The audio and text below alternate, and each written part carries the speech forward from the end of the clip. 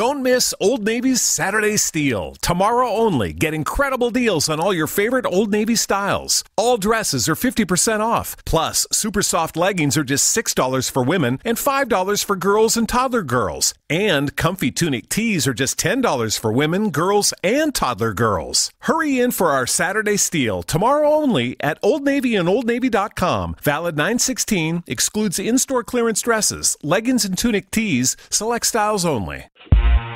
Welcome to the War Room. We got Dez, Kill, Jimmy, PJ, B. Austin, the Hot Block Commander.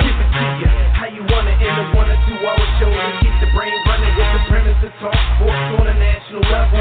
Bold with the topic, sorta like the rebels when it's game time. They like the Fab Five during prime time. Sports conglomerates speak their minds a little bit. For sports medicine and sports veterans and greats. The 4th and 26th or the war in Kuwait. It's the War Room with 5 nights at the round table. 5 Philly guys diversified and educated.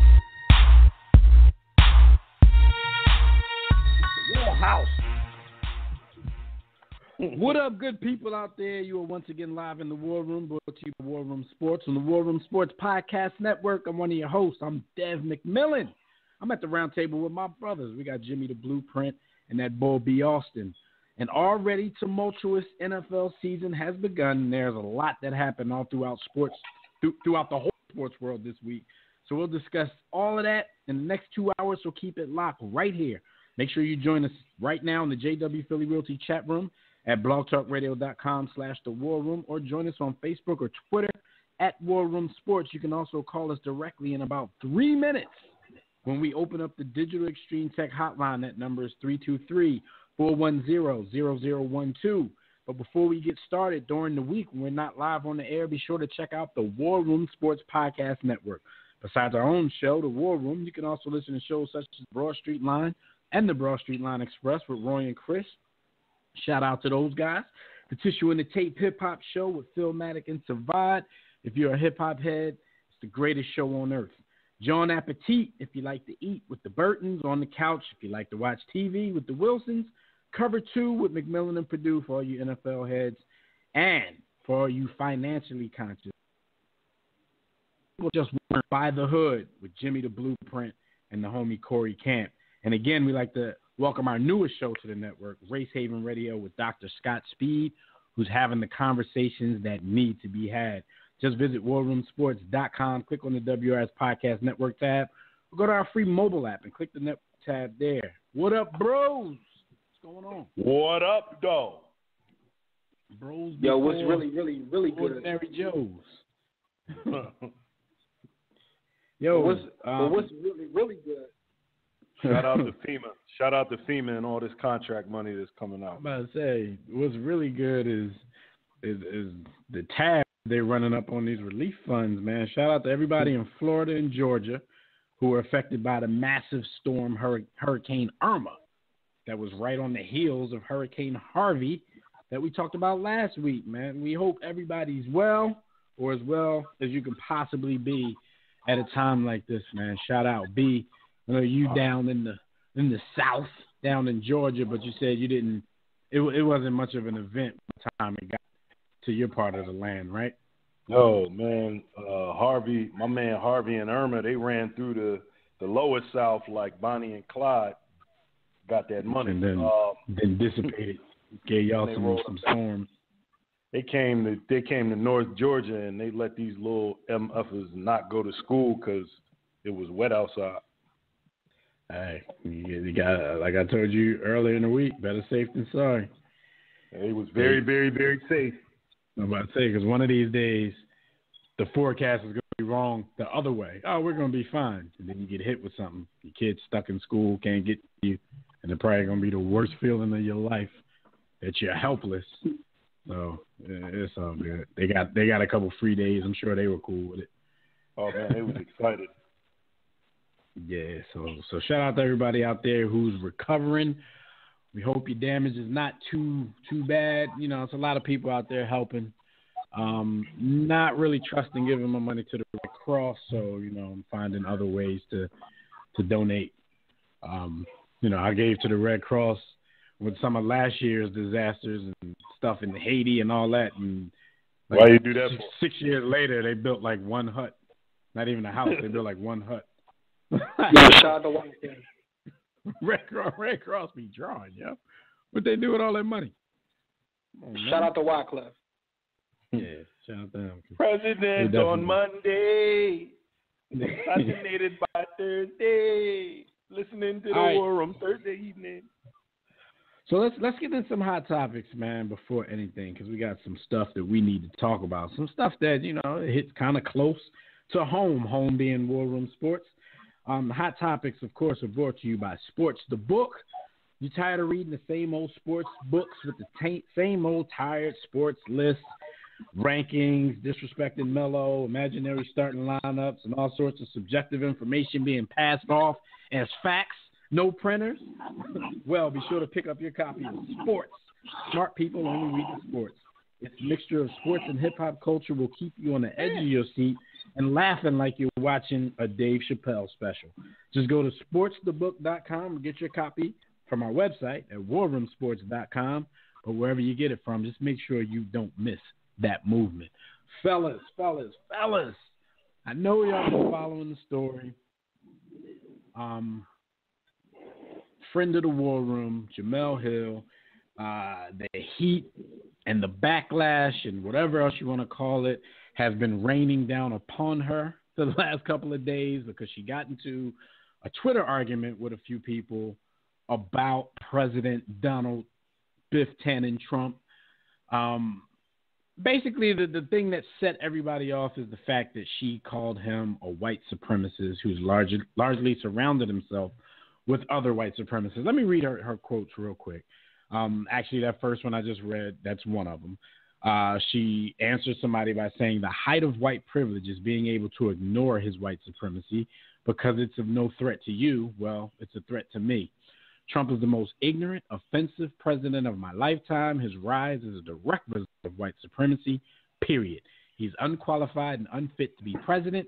He's not a leader. And if he were not white, he would have never been elected.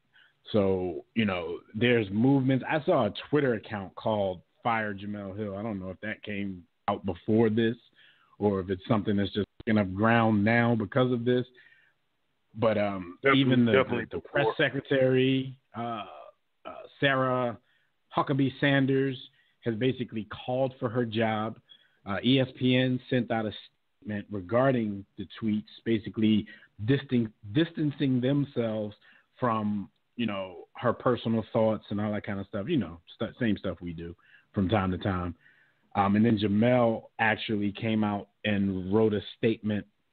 She tweeted a statement to address the situation for ESPN. And that particular statement basically said, I wanted to address the elephant in the room. I have nothing but unconditional respect for ESPN as a company. And, basically the same thing they said. Everything I said was my own opinion, not the opinion of the company, blah, blah, blah. So what do you guys think about all of this, especially with people actually in the White House calling for her head, as if the guy in the White House didn't do worse on Twitter every day of Barack Obama's presidency, telling everybody that the president wasn't even from here and this and that. What are your thoughts on that? I think that before we even engage in a conversation around her tweets, which were essentially truth, I'm gonna dig a little deeper, and I'm gonna invite any white supremacist who wants to attack and discuss white supremacy in the United States to just research Jemele Hill's social media and look at the amount of vitriol, evil, dishonor, and disrespect that she takes day in and day out from the public. And before you say, well, all public figures and media people take, a hit from trolls. Nah, man, it's not just trolls. It's not trolling when you specifically make mention of her hair texture, her skin tone, and her features. because she's a black woman, and that's the United States. So before we even have that conversation, we got to get to the fact that she's racially attacked on a almost daily basis throughout social media. This is reality for her every day. No doubt. But this is the president of the United States, so people are going to go extra hard trying to defend him as if they forgot about the past 8 years. He does that. Okay, I mean, I'm just giving you the facts. What those people are going to say is he's the president of the United States.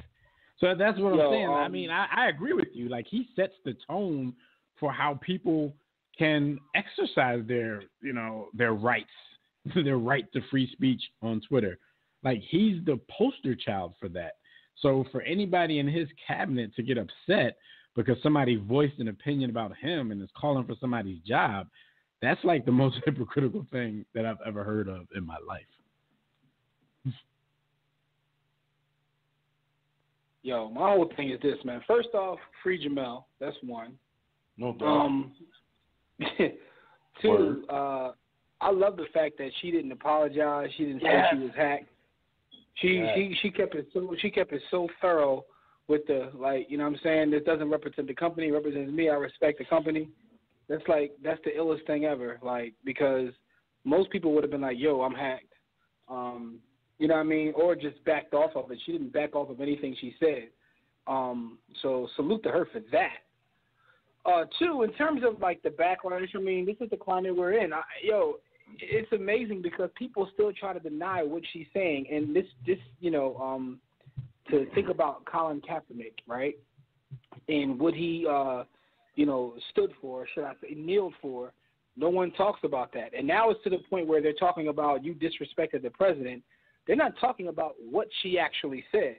So it's another one of those situations. No one wants to talk about exactly what she said because they don't care about that at this point. Right. Dev mentioned how they treated, President Barack Obama. I wasn't the biggest fan of him myself, but at the same time, I mean, I saw the kind of hate and vitriol he got from celebrities, our current president. Went for years. Right. Yeah, it went for years talking about boy wasn't even born here. Like, you know what I mean? Like, so this whole thing, like, did they ask for him to be fired from like his reality show based upon that? And I mean, did they not allow him to be president of the United States next because he was disrespecting the former president? Like, if anything, it helped. It helped. Yeah. Him disrespecting helped him get the job. But it helped me because of exactly what Jamel is saying in these tweets. The things that Jimmy is saying is going unnoticed or going ignored by everybody who's just jumping on her because she disrespected the president.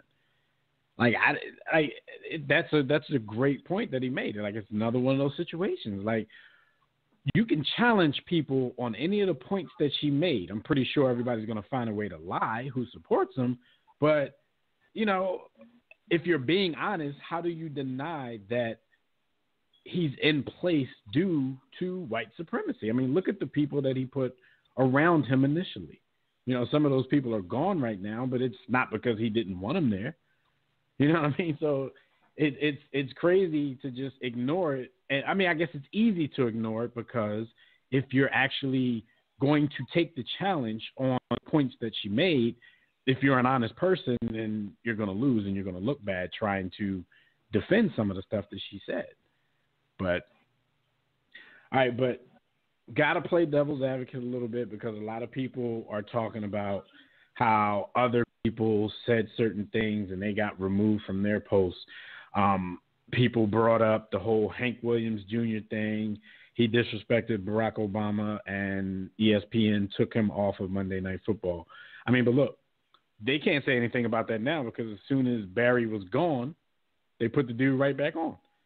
So like, was it genuine or were they just trying to be politically correct in their actions?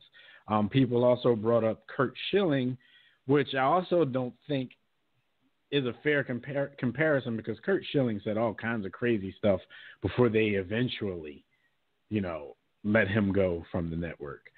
But y'all can give me y'all opinion on that because I actually have some quotes from Curt Schilling because on Fox and Friends, of course, he weighed in on the Jemele Hill situation. But what do y'all think about those comparisons that some people try to make while complaining about, why Jemele isn't fired yet? The only people that are offended by what she said or calling for her job or bringing up excuses are people who are themselves white supremacists, and that's just the bottom line with it. She didn't say anything wrong. She didn't say anything that was untrue, because before you say, well, that's her opinion, no, his actions have borne certain fruit. Like it shows in his actions and policies who and what he is. So she didn't say anything that wasn't true. So in America, we have a problem with the truth when it doesn't fit our narrative, or not our narrative, their narrative. All right, so Curt Schilling was on Tucker Carlson tonight and Fox and Friends, and he let Jemele and some other people have it. He told the boy Hannity, Jemele Hill has always been a racist. The things that she says, the things that she does. I don't have a problem with the fact that Jemele Hill is a racist, that Bomani Jones is a racist, and Colin Kaepernick knelt for a lie, and that Disney and ESPN, who they own, supports liberal racism. See, Schilling, he definitely goes too far. And it's a shame, because he was another one of those dudes. Jimmy always says this, like, you never want to meet your heroes. Like, Curt Schilling was one of my favorite baseball players until you hear him talk about stuff other than baseball, and you realize that it's more than a shill. But like, you can just see how he's naming people and the stuff that he's talking about. Like, you can tell by his comments that he's one of those people that's not willing to actually listen to the things that black people complain about. Because obviously anybody who complains and anybody who has an opinion to him is a racist. And, I don't even know how that's possible. We don't even have the power to be racist, but that's the term he decided to use. I don't know, man. I just think it's unfair that she has to listen to that kind of stuff, and you guys talk about the vitriol that she faces every day, just being a woman in her position and being a black woman in her position. Man, listen, it's to the nth power. Like, I've actually, like, when talking to her one time, I was telling her, like, I don't know how you deal with your mentions, because she might have, like, one of the top 5 filthiest mentions on Twitter, and this is before this. Right. And, people this is just because you're a woman in sports. It was crazy. Yeah. Like, the hate that she gets is like, like, she gets death threats daily just for doing her job. So, being a man, there's a certain thing called male privilege. Like, she doesn't get that. She doesn't get that afforded to her. She's black, like you said. And she kind of speaks her mind. And she talks on a platform which is known for sports, and she brings other things to the table, hip-hop culture and such, which a lot of people don't like. So her mentions are already filthy. What they look like now is, like, beyond belief. But Curt Schilling, again, takes things too far. And like Dev said, when you listen to him talk, you could tell that he doesn't even want to hear an opposing side. That's what bothers me the most when it comes to race relations, is because I'm at the point now where I don't even talk to a lot of people. I don't even try to engage in conversation, because at the end of the day, I don't even want to waste my energy on those people, because they try to deny what you see, what you feel, what you've witnessed as just being like, what you've experienced. You're going to deny my experience. Shut up and stop complaining. You monkeys have jobs. You guys have wealth. You had a black president. How could you complain? And that's exactly what you hear. But at the end of the day, like, white supremacy, white privilege, all of this is real. And I can show you in any way you want how it is real. But you name a better place than America for black people. Name a better place. So my thing is, I'm at the point now where, like, because people have called me racist. You are ungrateful, I'm telling you. Listen, people have called me racist. They talking about, like, Jimmy, we're racist if we have any sort of pride in being black than we're racist. We we're hate everybody. We're the only culture that way. Like I have a lot of Latino not friends. allowed to be salute proud. To all them. Yeah, salute to my poppies and all that. Like, they're allowed to fly their flags. But when I fly my red, black, and green flag, it's looked at as being rebellious or revolutionary, which it is. But at the same time, like, I'm not allowed to have. I'm not allowed to have pride. Like, just think about that. Just think about the fact we're not allowed to be proud of who we are.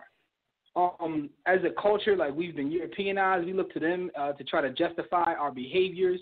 We look for them for validation. And when we try to break away from that, there's a problem.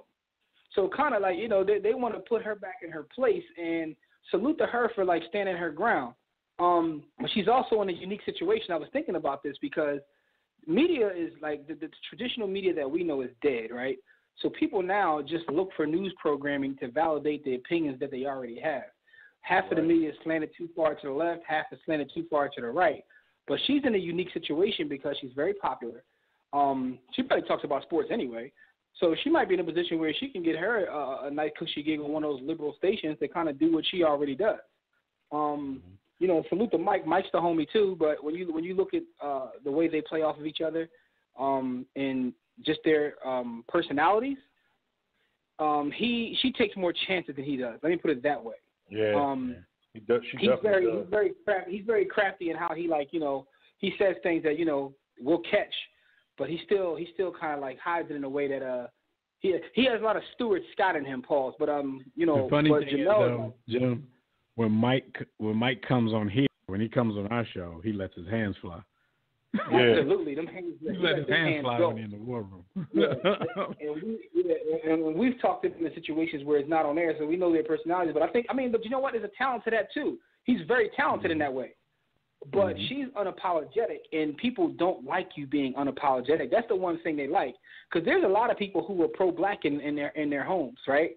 But there's not a lot of us that show pride and are unapologetic in our beliefs and the things that we feel.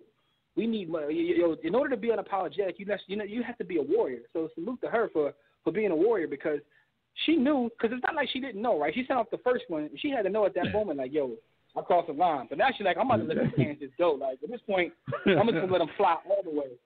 But to be unapologetic. She got a glimpse into the next day. She knew what it was going to be. Yeah, but, to be unapologetic is saying something, because, like I said, I know a lot of people in the comfort of their home talking to their spouse can talk that talk, but not many are willing to go on any sort of platform, whether it's their own platform or another platform, and be unapologetic. So to me, she became more of a shero through this whole thing. And, the feedback is kind of proving her point. That's what people don't get. When they start to march and talk, they're proving the point. Well, we've seen people at that network get suspended probably for less. I mean, we've seen dudes not get their contract renewed for actually saying something about an athlete that they were supposed to be saying something about. Free Rob Parker. But do y'all think that a suspension is coming? I mean, unless they're taking long, it doesn't look like she's going to lose her gig. And they've already made a statement. She's already made a statement that they've reportedly accepted. Do y'all see a suspension coming? And if they did suspend her, would y'all be like terribly against that as a punishment, or would that be cool as long as she didn't lose her job? I think that it would be par for the course for Disney to do that, because we know that they're reactionary. I don't think that Disney executives are particularly offended by what she said, because they know her personality, and they know. But it really is about the sponsors that pay the bills. So if the sponsors of the show are offended and they make rumblings, or they're getting phone calls, then it's probably going to dictate what the disciplinary measures are. So I don't look to that platform with any illusions about or delusions about their morality. I don't think they really care. If she said what she said and they got 2 new sponsors, they would tell her to bring the Panthers on, find those War Room Sports guys. that you talked about that we never hired, get them on the air. Yo, if so, they're just reactionary. So I have no expectation of them. They're all about the money. All right. Well, something else I want to bring to the table. This is a report from the Big Lead. They're saying that they tried to keep her off the air to Wednesday, but Michael Smith refused to do the show without her, and they actually Mike throwing his weight around. Yeah, pretty much. And they reached out to two other black ESPN hosts, Michael Eaves and L. Duncan, and asked them to be fill-ins, and both of them said no. So that's what's up. That's what's up. Especially since I just watched the Scab 30 for 30 yesterday. And, that's why, the NFL players were mad at the Scabs because they're basically like, we're trying to get something done by striking. We're trying to shut the league down, and you bozos are coming in here and playing and keeping everything moving. That's what's up. Like, I respect solidarity. That, you know what I'm saying? Because a lot of people could have used that as an opportunity. You know what I'm saying? A lot of people get their long-term comeuppance by doing stuff like that. Like, man, I can get on the 6 o'clock Sports Center. If I kill it, they'll be forced to look at me, or somebody else will be forced to look at me. So I really appreciate the fact that they, that they did what they did. That's what's up. All right, so let's take some calls. Is that the homie Tobias on the line? I can't tell anymore, man. I be getting numbers wrong. Yo. What y'all think Jeffrey Lurie think about Jemele Hill? Yo. I was surprised to see that because they're usually trying to act like they're like the progressive organization. So that's why I didn't even comment on that in our War Room Sports Game Time group because I need to do my due diligence before I kill him. Because one of the stories that we're talking about later, people didn't do their due diligence and were straight murking this dude, black dude. But we'll talk about it later. I spent most of my day defending this cat. But I'm not going to defend or kill Lori until I do my due diligence. But if he said what they said he said, then suck a duck. Jim, is that Tobias on the phone line? Let me see. Let's see if that's the homie Tobias. I believe that is Tobias. A6, yeah. So that's calling from. Let me see. Let me let him do a little check real quick. All right, good. So yeah, it's an unfortunate situation, but I reached out to Jemele today by tweet and by text just to let her know what she already knew, that War Room Sports, we support her and we stand by her. So that's actually the homie Fred calling in from Irma territory. He's safe and all that. You know what I mean? Oh, okay. Oh yeah, Fred has to. He's gonna give us his college report in a little while. So hang tight, Fred. We'll be on that in a minute. I got to ask you guys about, speaking of the four-letter network, they do these yearly NBA rankings. And there was a big brouhaha this week because they ranked Carmelo Anthony at number 64. They're saying Carmelo Anthony is the 64th best player in the NBA. You guys have any beef with that? Let me name, before you even answer, let me name some of the guys who are directly ahead of him. At 63, you have Lonzo Ball, who hasn't stepped foot into the NBA yet. At 62, you have cue up Kevin Garnett. You got Eric Gordon. Trash that thing. 61, you got Avery Bradley. 60, you got Devin Booker. 59, you got Danny Green. 58, you got Harrison Barnes. 57, Andrew Wiggins. 56, Malcolm Brogdon. I don't know how he got over all of the dudes that I just named. 55, Robert Covington of your Philadelphia 76ers. I don't have to say anymore. What do you guys think about ESPN ranking Carmelo Anthony? What do y'all think of them ranking him at 64? Yo, here's my thing, real quick. I'm gonna let you. It's mad disrespectful. Because bottom line is, if you put everybody back in the draft right now, no one's taking any of those guys you just mentioned before Carmelo Anthony. Maybe Lonzo Ball just because of his age and his potential. But No, right now, today, no, just no. Like that's wild, disrespectful. Be like, come on, cuz, are you kidding me? Like, yo, that's in my Jim Moore voice. Are you kidding me? Not that Melo is a great player or still the same player that he's been, but like there's not that many people better than Melo in this league. It's just not. Yeah, and shout out to another homie of the War Room, JR Sport Brief. He tweeted, and this got put into some articles. It said Lonzo Ball ranked before Carmelo. I hope Carmelo has this hanging up on his wall. And then he put a couple of confused faces, confused emojis. Yeah, it's very confusing, man. And y'all know me. I take the plight of Melo all the time because I think a lot of fans disrespect Melo. You have a lot of people out there who are applauding this and thinking that it's legitimate just because they really don't like him. But we even have people that we argue with all the time about Melo who's saying, all right, they're being a little disrespectful right now. 64, like really? And then you're putting rookies in there who haven't even played yet. You got cats like Malcolm Brogdon. Okay, that's your rookie of the year, but really, they gave that to him because they didn't want to give it to JoJo. They haven't done wildly, this is wildly disrespectful, man. And we always make this comparison when Melo comes up when people disrespect Melo this way, we always, well, at least I'll speak for myself. I always wonder why Chris Paul doesn't get the same kind of disrespect. Like, but talking to a lot of people who don't like Melo, it's another one of those situations where everybody tries to be body language experts.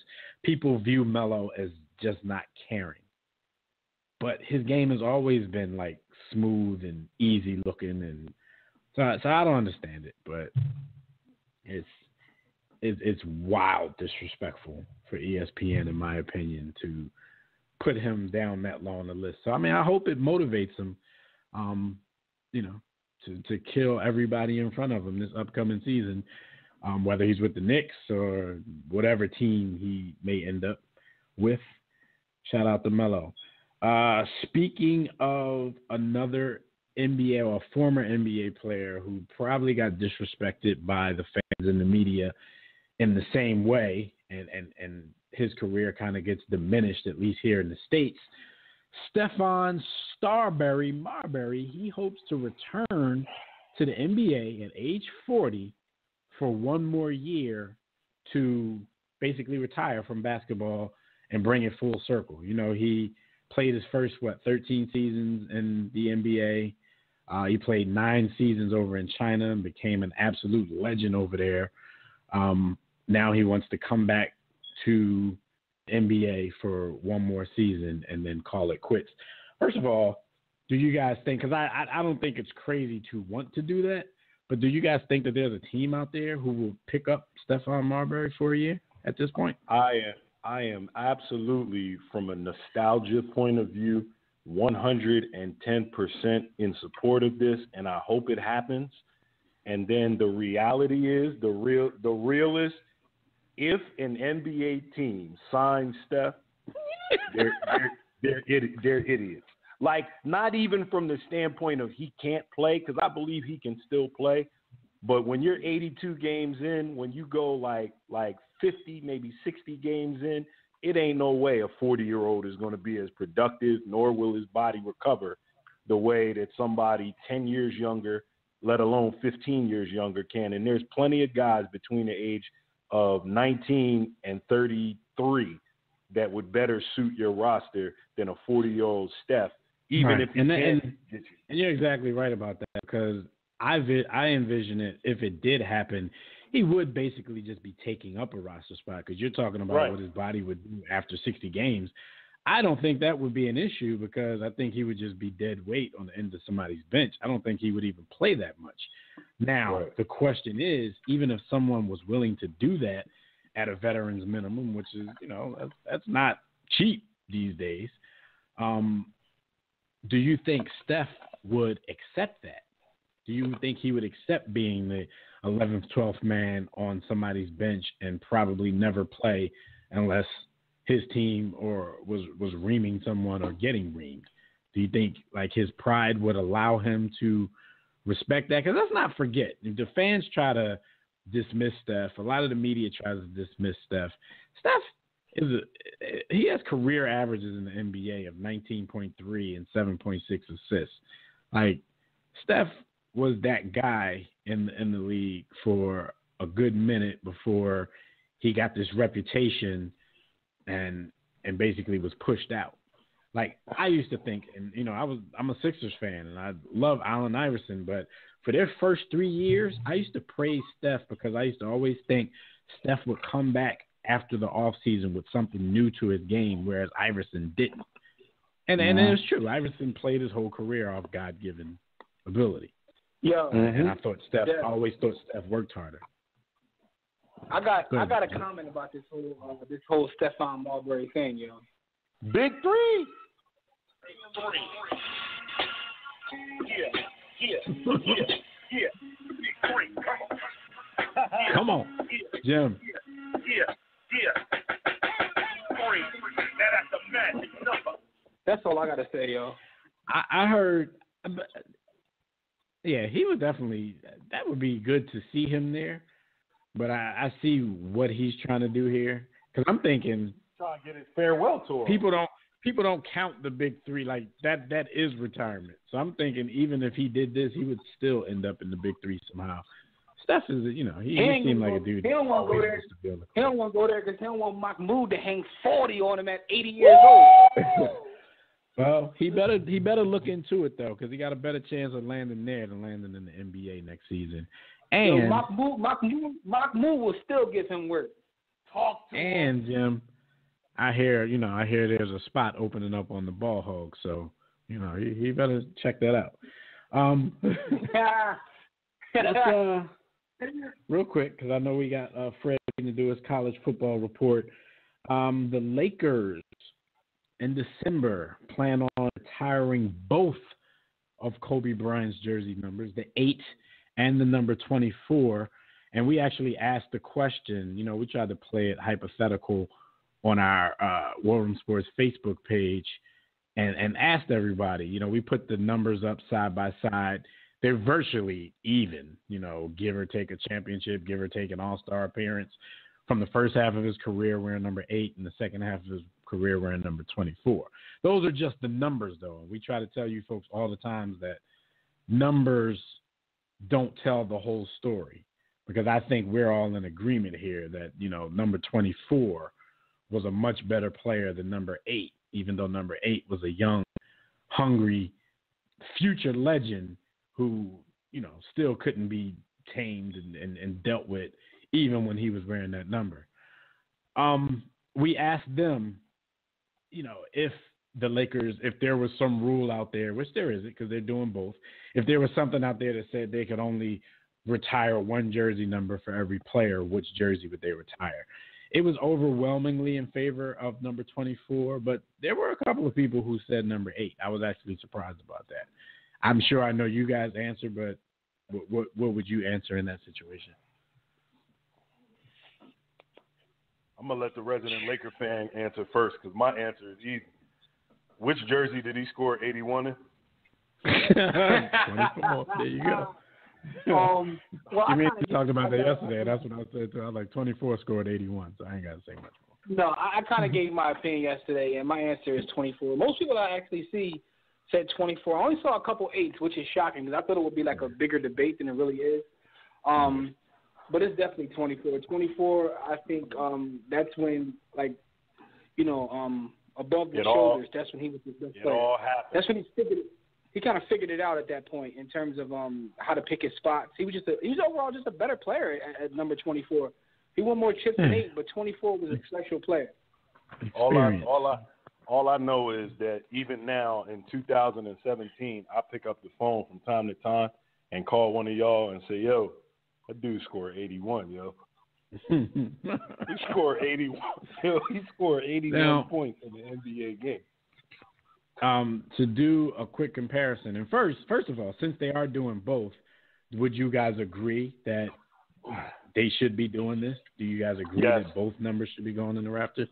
I'm pretty sure they're going to do something like half the jerseys or something. I'm pretty sure it's not going to be two separate things. But you do agree that both of them should go up there. I agree. Okay, so now with the fact that y'all are agreeing with that, and they're retiring both of his jerseys, do y'all think that's going to start a trend? It's a lot of copycats out there. Nah. I think I know where you're going. There's only one other player I can think of. And it's that's now. I'm talking about once they actually retire it, do you think there'll be some other players? I mean, you can skip the stars of now and go to the next crop of future superstars. You think people are going to be just doing this because, man, Kobe got 2 jerseys up there. Some dudes might try to change their number twice just to be the first person with 3 jerseys in the rafters. I just think it's somebody out there petty enough to try that. I mean, somebody out there is petty like that, and I get it. But not too many people change jerseys like that. And you see now I'm more used to than ever. But he was technically a legend in both numbers. Like, right. He was a legend in 2 games, like, Pee Wee Kirkland. Like, at number 8, he was already, like, on his way. You know what I mean? Like, he was already on his way. So in number 8, kind of like your Bonds argument. Him, like, in 8, like, he was already that guy. Like, it didn't matter what he really did in 24, but let me give the comparison before we move on, man. In number 8, he scored 16,866 points. In number 24, he scored 16,777 points. In 8, he has 3 titles. In 24, he has 2 titles. In 8, he has 8 All-Star games. And in 24, he has 10 All-Star games. So really, the numbers favor the younger Kobe Bryant. But, like we said, there's context to all of that. And he just had more control over the franchise, and he was just a more mature and all-around better player in that 24. So shout out to the homie for getting 2 jerseys retired in the great rafters of the Los Angeles Lakers and the Staples Center. Yeah. All right, so Westbrook, he re-ups with Jordan Brand, and supposedly, I haven't seen the numbers. I don't know if you guys have. I know it's a 10-year extension, but it says it's going to be the most lucrative total endorsement deal for a Jordan Brand athlete to date. And thinking of the guys that I know right hand that are Jordan Brand athletes, I don't see anybody else who's deserving of holding that particular title right now. Y'all got any objections? Not even the 64th best player in the world? He's 64. Like, after those rankings came out, I would have went back to the negotiation table with Melo. Like, you're only 64, dude, so we're going to have to take a couple million off that. And that's funny because business is so fickle these days, especially in sports.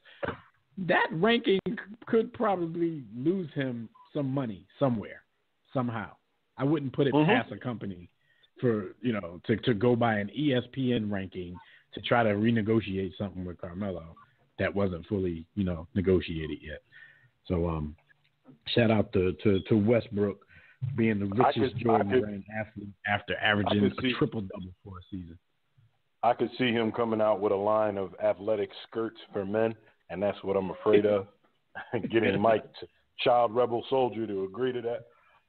All right, 2 more quick things before we talk to Fair. We gotta bring up Alexi Lawless, man. He was calling a soccer game, and he decided to basically air out the members or the leaders on the U.S.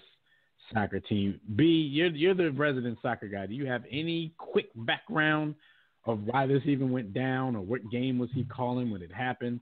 Because we have the actual soundbite. I'm going to play it. Yes. Because we got to move on. But why did this go down? Where was his frustration coming from?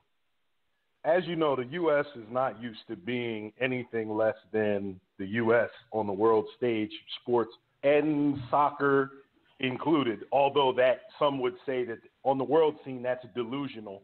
And if you look at ESPN FC, you've got a whole think tank of guys that laugh at the U.S. thinking that they're an elite soccer program. So right now is the World Cup qualifiers for 2018 in Russia, and the U.S. was supposed to, as they are every qualifier, they're supposed to do really well and win their group and come out of the group to play in the World Cup. Well, they lost. They tied, and then they lost 0-2 to Costa Rica.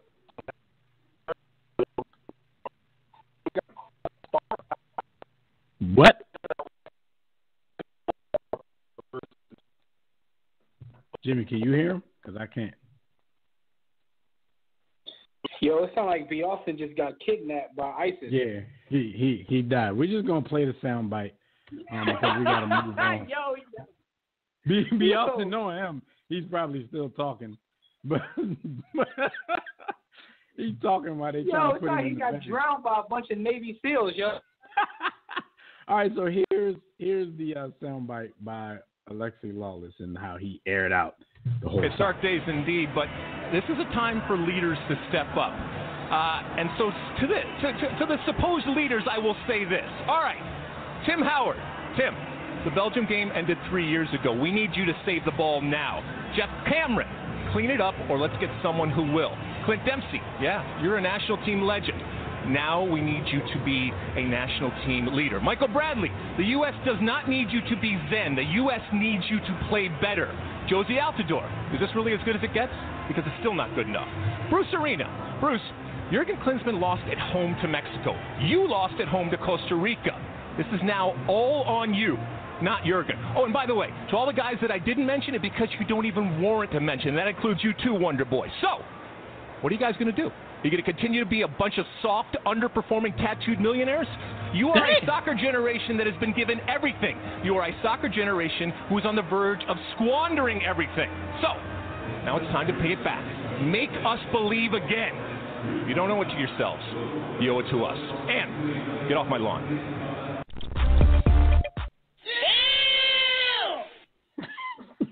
Yo! He aired them out something serious. Yeah, that's crazy. All right, so let me do this. We just got to give our stat of the week, and we're gonna go to Fred about some college football for the week. Our stat of the week, we just wanted to give a quick shout out to the Cleveland professional baseball team with their 5-3 win over the Detroit Tigers on Wednesday. They won their 21st consecutive game, which gives them sole possession of the American League's longest win streak ever. They still don't have the longest streak ever in the majors. I believe that streak is 26. And, you know, if they can win a few more, then they might be celebrating the longest winning streak ever. So tweet us, go to our Facebook page, email us, do whatever to get in touch with us. But let us know if you think Cleveland is going to break the record for the longest winning streak in Major League history. But right now, we're going to talk a little bit of college football with Fred Perdue. We got Fred on the line with us. Fred, what's going on, brother? Welcome to the War Room, as usual. What's going on, fellas, from Hurricane Country? Yeah, man. Everything good down there? Everything good? Man, everything's finally back, kind of getting back to normal. We got power and everything back. So we're kind of plugged back in.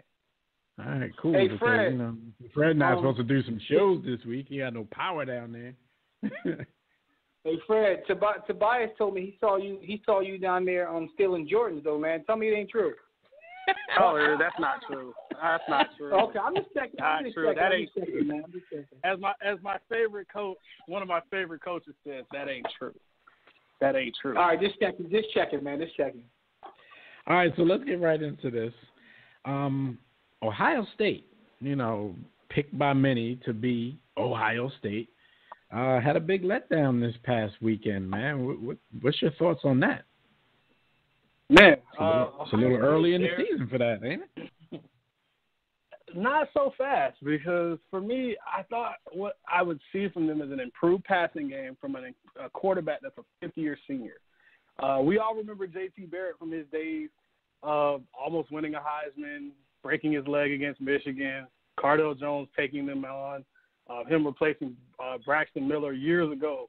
And you think over time he developed as a passer. Not so fast. I didn't. I don't see any progression. I've seen regression from him. And the clamoring from Ohio State fans and some little birdies that like to chirp a little. There's a change potentially here if he doesn't get it together. Wow. Personally, I don't think that'll happen. Their backup quarterback, he broke his thumb, so you're not doing that. And freshman Dwayne Haskins, who was highly recruited, he's not ready yet. So J.T. Barrett is not he's not one to shy away from competition. He doesn't fit a passing offense. He's not a passer of the football. If you want him to be successful, run the football. You have really good players, and Ohio State has a really good defense. Win the game on the ground. Great coaches adapt their offenses or defenses to their players, not the other way around. All right, so we'll see how that plays out. Man, I'd be really surprised, though, if they did go to the backup. The Gators down in Florida, man, they're searching for some offense. What's going on there? Wow, for a coach in Jim McElwain who has had his rounds, whether it was with Alabama running their offense, moving on to Colorado State, having a productive offense there as a head coach, and now at the University of Florida on his third year, this team still doesn't have an offense. They don't have a great offensive line. They don't have a great running game. Felipe Franks was highly touted coming into the season. Didn't really like what I saw. The defense is great, like it is every year. But I think at some point these Gators have to get better offensively. And, by the way, they had 10 guys suspended against Michigan. So, and these guys a lot of these players are still suspended going into the game against Tennessee this weekend. Man, what are they, the Dallas Cowboys? Like, come on, man. All right, Florida's one of the schools that makes me scratch my head because dating back to the Urban Meyer days, they're probably the only school that has so many players suspended but have never got any NCAA sanctions for lack of institutional control. And well, they had some guy that was a killer on their team years ago. So, literally, he was killing it on the field and off the field. Literally. All right, so you when I spoke to you earlier, you said you think the most interesting game of the week is going to be LSU at Mississippi State. Why do you think that? Yeah, Mississippi State and LSU is a very interesting game, especially in conference, because you have one of the top running backs in the country who have a chance at a Heisman Trophy in Darius Geis. No one really knows his name because if you're not an SEC guy or an SEC fan and you're not a LSU supporter, you don't see him. He was Leonard Fournette's backup, and we all know how I felt about Leonard Fournette, but that's rather here nor there. But when Leonard Fournette was injured, Darius when Leonard Fournette was injured over the last couple of years, Darius Geis has stepped up, and he's a home run hitter. He can run with power, he can run with speed, and he can run away from guys. His vision's really good. I think he has a chance to be one of those continued first-round running backs that we used to say that will never happen again. He could be one of those. But on the other side, you have Dan Mullen at Mississippi State, and he has a quarterback again. The last time we talked about quarterbacks at Mississippi State, well, that guy is he's with the Dallas Cowboys now, and Dak Prescott was a good one. Well, they have Nick Fitzgerald, who he's a bigger version. He's really more Tebow than anything now. Roughly 6'4", 6'5". He's a good runner, really getting better as a passer, something that J.T. Barrett couldn't do in that style of offense. Shots fired. Shots fired, yes, shots fired. But I really think this game is going to help determine not only the SEC West, but also Mississippi State is trying to climb to that second spot with LSU kind of waning, new head coach, everything kind of changing, the changing of the guard. And with teams like Auburn may not be all that great, Mississippi State could climb that SEC West ladder and be right behind Alabama. Now, I'm not saying they're beating Alabama or anything like that, but second place is in that division is always kind of good, especially with Alabama right above you.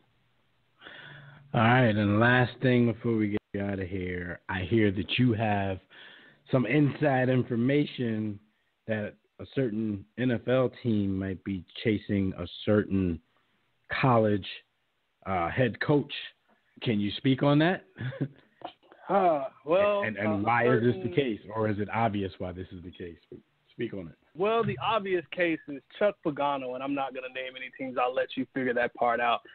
Chuck Pagano has kind of run his course with his number one overall pick quarterback who hasn't shown up since week one has, gone down.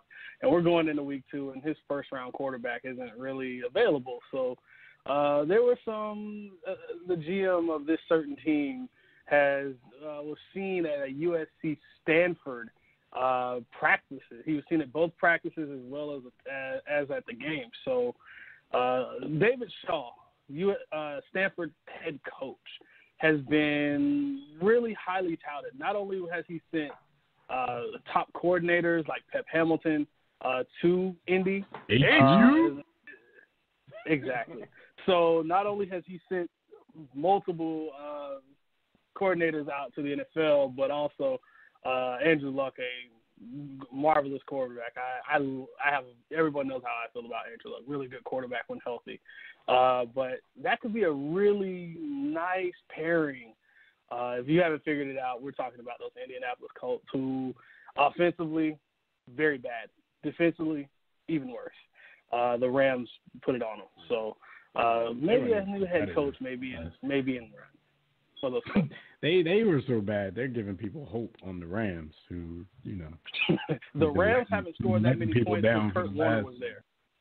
Right. They've been letting people down for the last decade. And people have hope because Jared Goff went out there and just disrespected the defense of the Colts. But all right, Fred, that's what's up. I'm looking, I'm keep an eye on that situation because that's interesting. Of course, to try to keep Andrew Luck happy because a lot of people think that he may want out of Indy. Of course, you go get his college coach and see if you can make him happy and keep him put. I did see that. They need to put some players around them, though, before they worry about what coach they need to go get. They need to put an offensive line around them. They need to put everything around them. I fully agree. He's running back 65 years old, and I'm a fan of Franklin Gore. That's my dude. He's still, somewhat getting it done in his old age, but still, come on, man.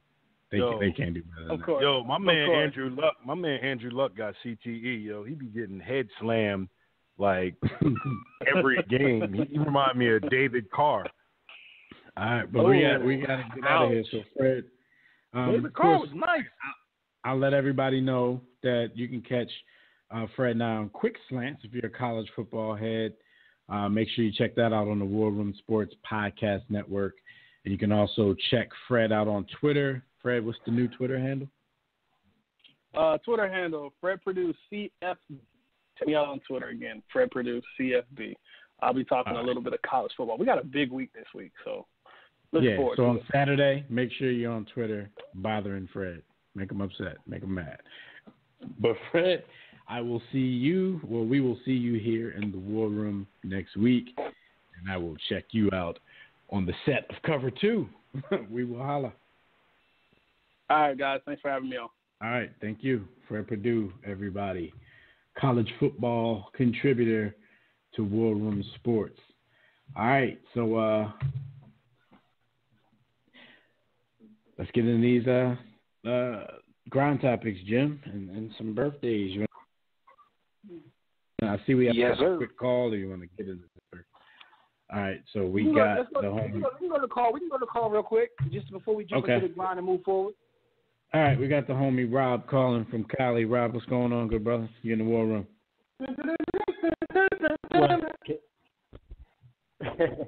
Yo. Can y'all hear me? Yeah, we can hear you. Yes, sir. Yo, what's up, man? It's your boy Rob, a.k.a. Denver Bully. Yo, you telling us that, man? B, you sound like crap. You're towing. Go ahead, Rob. Yo, what's up, man? How y'all doing? All right, how are you? I'm good. I'm good. I know you're a Lakers fan. All, how you feel about Kobe getting 2 jerseys retired? I think it's accurate. I mean, like Jeff said, I don't want it to be everybody gets 2 jerseys because you know, probably in the future, Kevin Durant will probably want both of his jerseys retired. You know what I'm saying? He's going to want to change his number. He's going to say, I'm with a new team now. I'm going to go to a next chapter in my career. That's going to be the new thing. Watch. Yeah, and it's but it is. I mean, the thing is though, some cats already got it like that. Like Dr. J is with the Nets and the Sixers. That's the thing because they're on different teams. teams. Yeah. Shaq got his with like 3 different teams. Shaq jersey retired everywhere. Like, they already do that to a certain extent. But you've never seen it on one team where like, yo, I used to wear this number, now I wear this number. That's the difference. Like if the Bulls retired 23 and 45, even though Mike wore it for like 3 weeks. Like, yo, that would be drunk. Plus 45 was never mind. Go ahead. He put a double nickel on the Knicks. That's his only claim to fame. Yeah, and then, you got LeBron wore 6 in Cleveland for a minute, I believe, before he went to Miami. I think he did. Did he do that in his last season? His last season, the first time around? No, yeah. He's won 6. He's won 6 with Cleveland as well. So okay, because he was saying he was doing it to respect MJ, and then I guess he said FOH to MJ the next time around. Yo, Shaq got his jersey retired with like 3. I think Shaq retired in like Phoenix, Orlando, LA. Shaq Miami. All right, Rob, what's up? What you got on your mind? Shaq. Man, one quick thing on Shaq. Shaq goes towards the money, man. He knew he was going to do his acting career in L.A., so that's why he went to L.A., man. But he was and when that was over, because it was over pretty quickly, he had to move to the next money grab. That's true. That's true. But this Sunday, Lakers. The Eagles. It's locked in my mind. But first of all, get LeVar Ball on first take at least 2 times a month because he is entertaining. I will give that. LeVar Ball is entertaining. Now, on to yeah, he's entertaining. The Clown's entertaining. But anyways, on to the Eagles. Like the first game, I'm glad they came out with the win. Some people, it was a division game. It was only the first game. People need to relax. There's a lot of things that you could talk about that game. The offensive line played pretty poorly, and they need to clean it up. It kind of alarmed me that Carson Wentz wasn't doing things like calling out too many blitzes or Osborne like he used to do. And it makes me think is the coaches trying to make him fit the scheme and not trying to just utilize his talent? That's kind of alarming me. Yeah.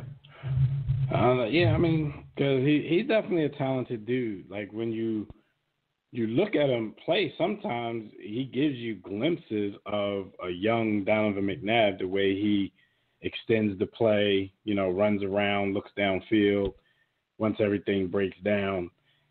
He was doing a lot of that in the opener. And I agree with you. I think the game overall was pretty sloppy. But, they did enough, especially on defense, creating turnovers. Even though I think Washington kind of got jobbed on that last turnover. I think Cousins' arm was coming forward. But, hey, I'm a fan, so I'll take it. I'll take it. But I think the game was a little sloppy. I don't think they can play as sloppy and beat Kansas City. So they got to shore some things up before Sunday. You should have shown the Raider fans I looked at the bar. It's a gang of them. When they saw that play, they immediately glimpsed. It's like they were all like, man, some bad memories. Tuck rule memories. Gave it to them. All right. Well, they call it the FU rule, but you know what I'm saying? That's how it is. That's the regular All right, rule. man. But No, thanks for your call. never... We definitely got to move on. So holler at us next week after this Kansas City game so we can see what's up. Well, wait. Real quick question for B. Austin. Do you think that that Philly had a chance, even though the best cornerback got hurt? Do you think that these guys will step up and fill the role, or they're going to get rolled over the next couple of weeks? That's what I'm going to say. I think B. Austin might have stepped away for a second. But when he comes back, I'll ask. You there? Yeah. B. Austin stepped away for a minute. So we'll answer the question when he comes back. So just keep listening, and we'll holler at you next week. All right. All right, Rob. All right, Jim. Well, before you do that, let me let everybody know where they can get in touch with us real quick. Y'all know the drill, though. You can check out the website, warroomsports.com. Take your time. Look around the website. Click on some buttons. Click on the Contact Us tab to send us a message about the company, the show, or to inquire about sponsorship and advertising opportunities. For general inquiries, email us info@warroomsports.com. While you're browsing, make sure you click the memorabilia tab, buy some War Room Sports merchandise. Click the blog tab to read our latest articles in the All's Fair in Sports and More blog. We will have a new article out tomorrow written by Gus Griffin, who you'll hear from in a few minutes as well, giving his picks for the NFL week against the spread. But he has an article coming out tomorrow morning about the Jamel Hill situation, so stay tuned for that because it promises to be a good one. But while you're on the website, you can also click the respective icons and tabs to follow all of our social media platforms, to subscribe to our iTunes podcast, to watch our webcast at War Room Sports TV and listen to the WRS Podcast Network. And you can download our free War Room Sports mobile app on Android or iOS to get everything I mentioned on the go. Join the JW Philly Realty chat room right now during the show at blogtalkradio.com/The War Room.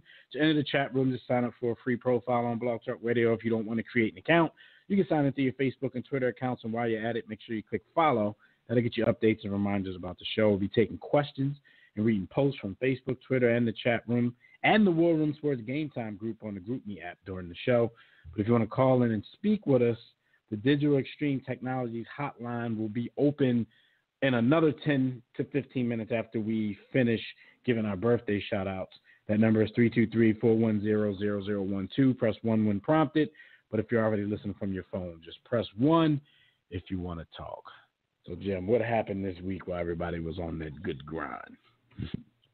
That good grind. You already know. Listen, and while you were on the grind, is brought to you by DirecTV. If you like a better TV experience than cable has to offer, which includes a lot of the great sports packages offered by every other service, but guess what? You can get a War Room Sports discount. How you do that? Go to DirecTV.com, right there. So if you call yourself a sports fan, you got to have DirecTV because you can watch the Big Three on DirecTV. Big Three. Big Three. Anyway, the legend Serena Williams has her baby girl and names it as a junior to her husband. I've seen this done before, and it always is weird to me when I see it. How did you take this? Like, are there rules behind juniors, or is it just like are there unwritten rules? And you know how I feel about them, but I don't understand junior rules. I've heard of female juniors, but I'm trying to think. Like, have I heard of female juniors like with the name of their dad, or It's rare. We know that. Like, juniors. Yeah, I've seen it, but like, I don't know. But then again, I don't know what rules. For instance, I've heard people say that you can't become like you have to be a junior until there's another one, and then you become the second and not a junior. Become a second. Like, I don't know, but I guess in this situation it was easy. I've never seen these rules anywhere, man. Yeah, I haven't really either. But I just know it was easy to make her a junior of her pop because her pop already had a girly name. So the baby's name is Alexis Olympia Ohanian Jr. And I know a lot of people who probably had problems with Serena being in this relationship from the jump probably has a big problem with this situation as well. Like, you know, a junior with a girl, like it had to be his idea. And, you know, I guess Serena got herself a man. You know what they say in the Bible? You know, you gotta be subservient and all that stuff that today's women don't like, you know, those words they don't like to use and the stuff that they won't put in their vows and stuff like that. I guess Serena is nice and old-fashioned, even though they haven't even been married yet. I had a lot of jokes for the situation, but I'm going to chill because, you know, she's celebrating the birth of her little one, man, so congratulations to her and Alexis. We don't kill no baby, no, folks. Yeah, you know, I'm not like LeVar. Like, I won't disrespect your baby and whatnot, or your kids. Like, I ain't with that. So I just want to congratulate the tennis legend. And, you know, I wonder, you know, if she's going to be able to come back. And I know that's going to be a thing. Like, now the thing is, will Serena be able to come back and compete at that high of a level? I hope she can, because if she can, it proves that women can, in fact, have it all. So I want to see, not that if she can't, that's not what, it doesn't mean they can't. But I've seen people now, like, that's kind of the narrative now. Like, she'll never be able to be back to where she was after going through this and, you know, yada, yada, yada. So that's going to be the next journey for her. If she decides she wants to play, she may become a mother and be like, look, I'm done. Right. We shall see. About the Scavio in the chat room, I was just reading some of his comments in there. He said he knew the Lakers were going to retire both numbers when they didn't let anybody else wear it after he took it off. He said it's whack in his opinion, but Kobe is not getting a statue. He's laughing, of course, when he said that. He said, nah, Bean, you got two jerseys, B. two jerseys or a statue outside. Like, all right. If you got two, then we're not putting the statue next to Oscar De La Hoya's. So, chill. Yo, that's the funniest thing to me. The fact that I forgot. Just in response to the birth, salute to Salone Stephens. Congratulations. And salute to Black Love, yo. That's all I got to say about that. All righty then. What else happened this week, Jim?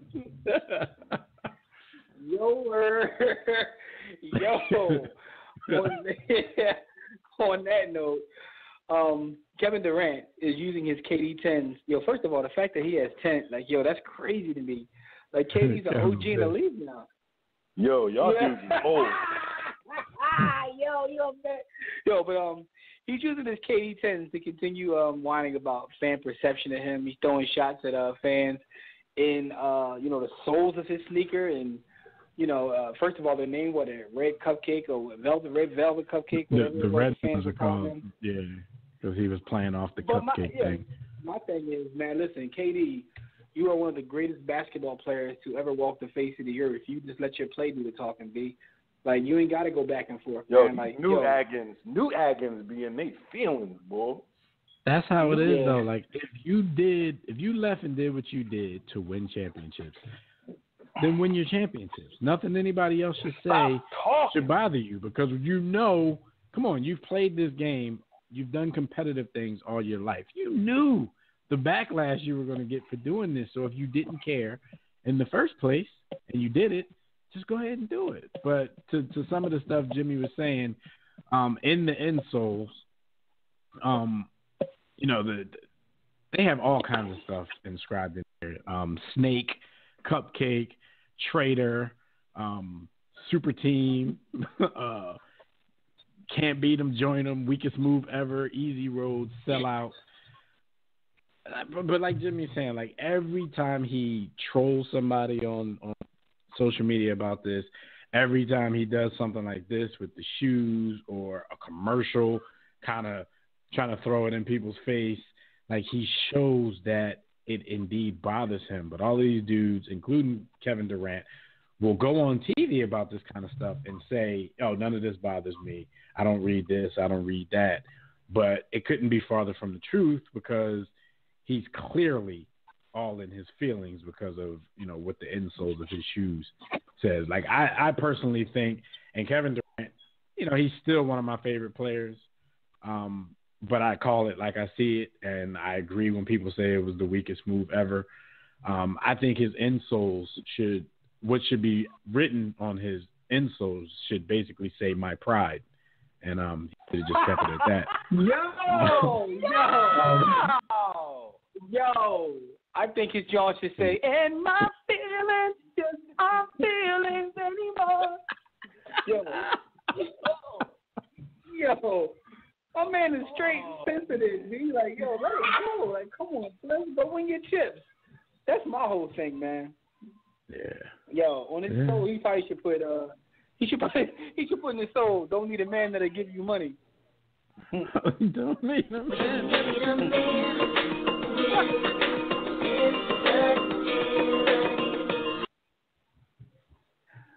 Yo, don't need a man that'll give you. All right, you listen, man.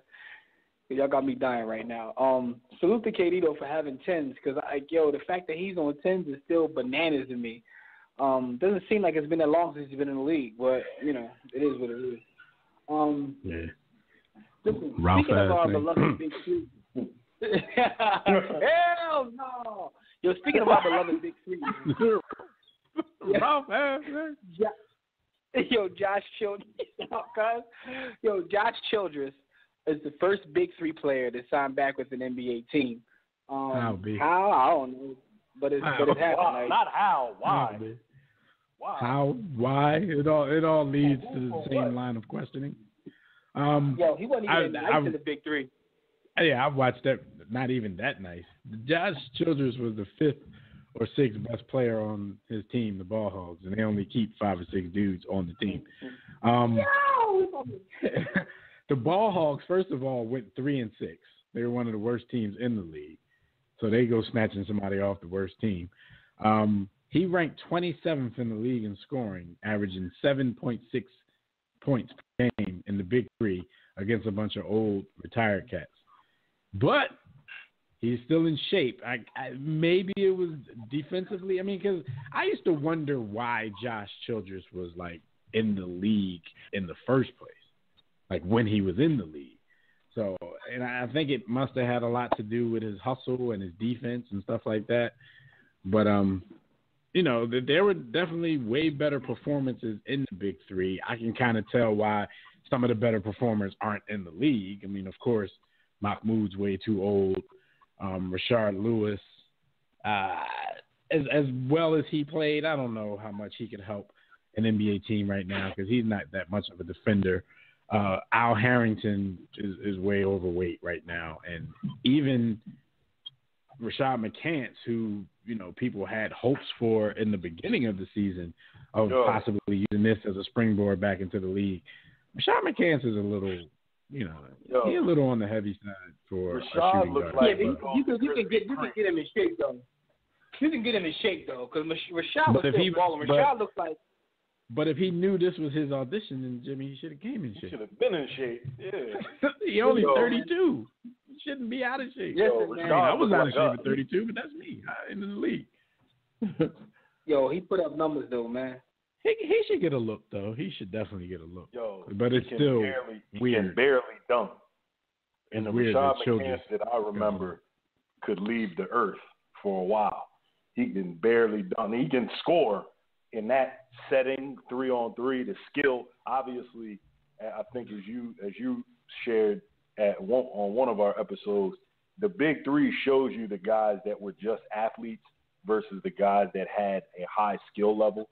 Rashad McCants has a very high skill level, but athletically, he reaching and struggling to get the ball up over the front of the rim to get it dunking. So no, he's not really. That's because he smashed Chloe. Smashed the refrigerator. She don't look like a refrigerator now. Once you open the refrigerator, you gotta eat.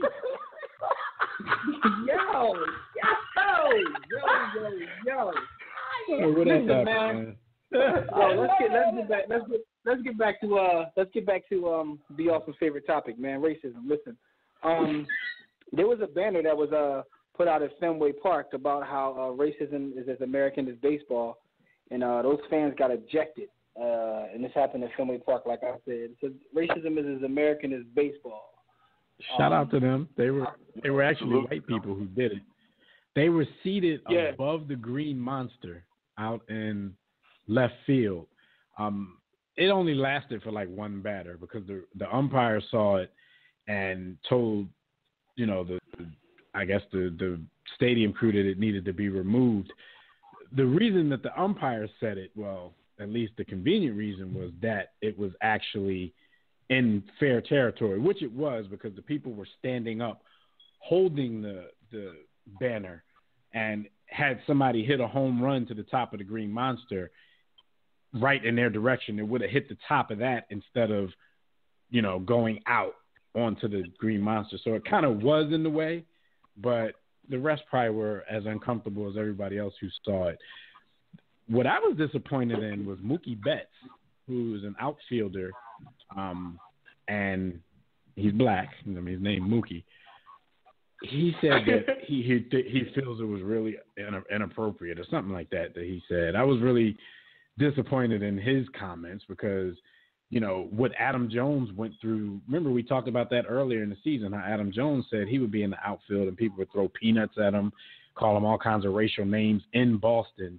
But Mookie Betts is out there talking about a sign that's addressing racism. And these people said they were inspired by Black Lives Matter. He claims that he doesn't think it was a good thing to do. And I don't know, man. But they got ejected pretty quickly, which is weird to me. Like, if you want to tell them to put the sign down or get it out of foul territory, like, people hang signs all the time in baseball games.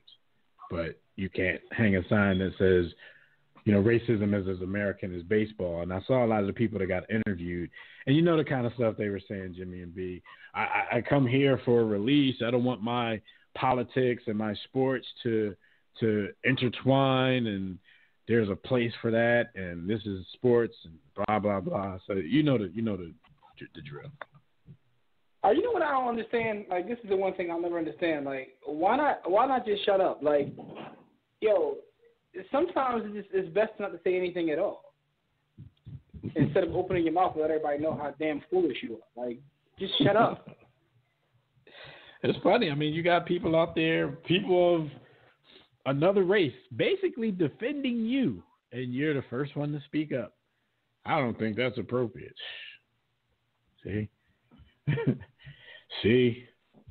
All right, man. Whatever. But, the fact that it was Boston, because they said a lot of the fans were booing as the people were getting ejected. And, one, you really couldn't tell if they were booing because they were getting ejected or they were booing them because they put the sign up. But considering where they were, you probably know what the boos were for. I've come to a place in life, and I'm sure you guys agree with me, but probably haven't articulated it this way. I will always fight white supremacy. I'll always stand against it. But I don't, I don't fault folks for rocking with the culture that they grew up in. But I can't really stand these house Negroes, man. Like, I hate them more. I hate black white supremacists more than white supremacists, man. I can't deal with it. That's a white supremacist laden state. All right, Jim, who's having a birthday real quick? Because we got Gus Griffin coming on to explain to you guys why he went 1-3 with his picks against the spread next week. Last week. He has to explain himself. Yo, listen. You or your business need a custom website. Well, for dynamic, professional, and most of all, affordable custom website solutions, you need Digital Extreme Technologies. Listen, there's no need to go broke to get yourself a website, but what you don't want to do is you don't want to use a Wix site. If you're using a Wix site, kill yourself, like B. Austin tried to do earlier in the show. What you got to do is call Digital Extreme Technologies. He tried to bub himself in the police station. That number is 267-205-4203, or you can visit their website at digitalextremetech.com. Say, yo, War Room Sports, send me, and get yourself an amazing discount. Now, let's get into these birthdays. My birthday, yay! First birthday is one Delman Young, who turns 32 years of age. Salute to that young man. Shout out to Delman Young, MLB. I ain't going to call him superstar. The next one, one Frosty Rucker turns 34. Salute to Frosty Rucker. Yo, what was his real Yeah. name? Did he just like Frosties? Like, why they call him Frosty Rucker? It's funny because I only know him as Frosty Rucker. I don't even know what his real name is. Like, that's the only reason we remember him anyway. If his name wasn't Frosty like Rucker, no we man remember him. Maybe he's putting that work out on the street. I don't know. His real name is Frosty though. His name is Frosty Lynn Rucker. Anyway, I go by the name of. My man, his pop must have sold that snow. But listen. Last but not least, friend of the War Room, the legend, one Larry Brown turned 77. So we'd like to give a big warm salute to all these folks on their birthday or their birthday week. One last one. Not today, but on Saturday, my little girls, Eva and Avery, will turn 2, as my cousin calls them, my twin sisters. So happy birthday to them, to the twin sisters. Salute to the young queens. We keeping y'all off the pole. No Cardi B music. This is why I do what I do. Already. So before we get the good brother Gus on, Dev, tell people how to get in touch with us again. No doubt. Y'all can check out the website, as usual, warroomsports.com. Y'all know where that is. But if you want to call in and speak with us about today's topics, and we're about to go on some NFL rap, y'all can dial the Digital Extreme Technologies hotline at 323-410-0012. Just press 1 when prompted. If you're listening from your phone, just press 1 if you want to talk. And Gus, if you're on the line, make sure you press 1 so we know that you're in there waiting. But now we're going to get into that NFL rap. And NFL rap is brought to you by Audible. Is your schedule too hectic to read as much as you want? Well, try audio books and kick back and let someone else do the reading for you. All you got to do is visit Audible.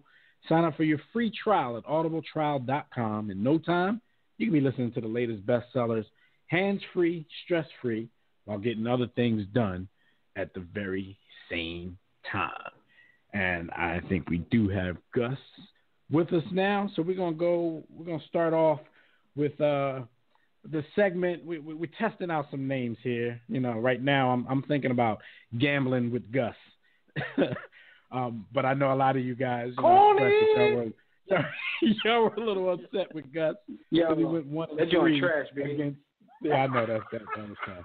But he went 1-3 against the spread last week, and he's here to explain himself and to give you his picks for this week. Gus, what's going on, good brother? Gus, this Rafiq, where my money be? Okay, what had happened was here's the deal. The Lions. Let me explain. Lions on their comeback. All right, look. If you took the Lions plus 2.5, and if you do that, you should have taken them to win. I want my 37% commission. Okay. Now that's the 1 out of the 4, right? All right. If you took the Saints, Giants, or the Patriots, any or all 3 of those slackers, I didn't put a gun to your head to do it. You have no one to blame but yourself on that one. Now, come on. Look, the 85 Lakers lost by 30 points in Game 1 to the Celtics. They came back, won 4 out of 5.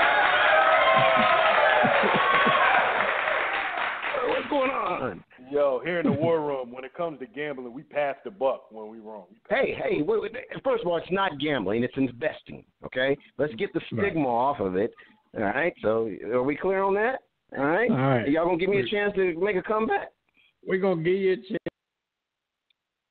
We will start with the Titans at the Jags. What's the line on that one? Yeah. What say you? I take the Titans minus 1.5. Jags off to a good start. I think the odds makers say that people are going to be over invested in the Jags. Titans are still fundamentally a better team. I take the Titans to win that one. Okay. Outright, minus 1.5. We got the Rams minus 3 versus the Washington professional football team. What you got on that? Good name. I'll take the Rams minus 3. Washington is just a middle-of-the-road team, and I haven't seen Kirk Cousins win anything big on the road against any decent team. And if the Rams' defense is as it looked, yeah, it was the Colts. But, again, I think the Rams are going to be the better team, or at least in this game, the better team. Yeah, I don't know if the Rams have had a good litmus test yet, because we've spoken about the Rams like this for the past 2 or 3 seasons, and they disappoint every year. But, that's true. Yeah, they really did look good in week 1. But the Colts, they're a whole different ballgame. We got the Broncos. Okay. Let me add one more piece on the Rams game. Look, when the ex-coach plays his former team, you almost always side with the coach unless he's just at a total talent disadvantage. The Rams aren't at a total talent disadvantage. McVay knows that team, so I'm going to side with him. Okay, and then we got the Broncos plus 2.5 versus the Cowboys. All right, that's a tough one. That line has moved. Started out Broncos -1, and now it's moved. So that means all the money is going on Dallas. They have a big fan base. I'm taking the Broncos plus that 2.5. I'd buy it up to 3 in case they lose by a field goal. You get a little push there. I'm gonna take the Broncos plus 2.5. Buy it up to 3 on the line, and take them to win outright. Okay. And last but not least, we got the Falcons -3 versus the Green Bay Packers. I'm taking the Falcons -3. Should be a high-scoring game. I'm not convinced of the Packers' defense. Seattle is disjointed offensively, so I'm not convinced the Packers' D is as good as it may have looked last week. So I'm taking the Falcons -3. All right, well, there you have it. Those are Gus's games of the week. Look, like you said, if y'all don't win, nobody put a gun to your head. So exactly. Thanks, Steve. Come on, man. Hey, you man, stand up for one another now. No doubt. All right, so and like we already plugged this a little bit earlier, but everybody make sure you go to warroomsports.com Friday morning, because Gus will have another piece on the website about the Jamel Hill situation. I know we have a lot of supporters and followers who are well vested in that situation, so make sure you check that out. Gus, it was good talking to you again, and we will see you next week, hopefully with a much better record. All right, I appreciate it, and I promise. All right, man. See you next week. All right, take care. All right. Gus Griffin, everybody, writer extraordinaire for warroomsports.com, and he's your NFL investment broker, giving you his picks against the spread. All right. Speaking of, when things you say might go wrong, Randy Moss was in the news this week, and he said some stuff on ESPN Sunday NFL Countdown. They were discussing the relief that J.J. Watt and the Texans were bringing the city of Houston after Hurricane Harvey. And this is what he said, and I quote, "Over the last month, we've had a lot of losers in our country out here protesting racism, doing a lot of negative stuff. It puts a lot of bad shame on our country. But when you see the things that J.J. Watt is doing, bringing winners together, bringing the community together, bringing the whole state together." So after this, black people in particular were running Randy Moss through the ringer because they assumed that when he said losers protesting, that he meant Colin Kaepernick and everybody else who've been protesting the national anthem in the last month, even though that's been going on for the last year. That just shows you that, in my opinion, that people just don't really listen. I don't think Randy Moss is the most articulate brother in the world, so he could have phrased that better to bring clarity to what he was saying. But a lot of people, it seems like now, because of the climate that we're in, it seems like people want everybody who says something to be the next coon on TV. Because I was defending this dude all morning, and he defended himself. He tweeted afterwards, just to clarify, the quote, "losers are the white supremacists who were protesting in Charlottesville, Virginia. Should have made it more clear on the show." He tweets that, Jimmy and B. I sent that to a lot of the people that I was arguing with, and they're like, nice try trying to clean it up. He's a coon, this and that. We got another one. It's like people want like nobody wants to say, whew, I'm glad we didn't lose another brother. people want the dude to say something and be, you know, what they're calling him. They want him to be the coon, the Uncle Tom, and all that kind of stuff. I fully believe Randy Moss in this situation. I fully think he just made a mistake, said protesting maybe instead of promoting, even though what they were doing in Charlottesville was protesting. But what he said made it unclear. He clarified himself not too long afterwards, and people still went after him for the next day or so. What did you guys think when you first heard it and then when you saw his clarification? I thought that it's a very emotional and sensitive topic, and you know, human nature comes into play. Right or wrong, we've had our fair share of criticisms for the black community and them jumping to conclusions, but the stage has been set and the conditions created for us to be on guard and be overly sensitive to this topic, because so many of our entertainers, celebrities, and people in the public eye have chosen to side with Massa and, you know, tell us how great it is to be in the house and how thankful we should be that Abraham Lincoln allowed us out of bondage. So, you know, I get it. I understand why people jump to that conclusion. The only advice I would offer to society is be slow to speak, quick to listen, and even quicker to think. So, you know, that's right. it. And I understand exactly what you're saying. Like, even if you jump to the conclusion, when you're shown another side and you're shown that he really didn't mean it that way, and then somebody also shows you the fact that he's been very outspoken in support of Kaepernick since last year when all of this started, people don't remember that they were actually teammates, you know, in San Francisco. When you're shown all of that evidence that this dude doesn't think the way that you're making him think, like, why are you still so hell-bent on arguing against it, though? You know what I'm saying? I had to just dig up stuff. Y'all remember on ESPN last year when Trent Dilfer was coming out his mouth the wrong way about Kaepernick and the ice grill, that the infamous ice grill that Randy Moss gave him? Yes. Right. Like, but that's what I'm saying. If you don't know the history and somebody's trying to let you know the history, stop trying to make the man a coon when we're telling you different. Well, here's my thing, right? So to answer your question, though, my original thought when I heard it was, Terrell Owens is now the best receiver in the history of football because Jerry Rice is already dead to me.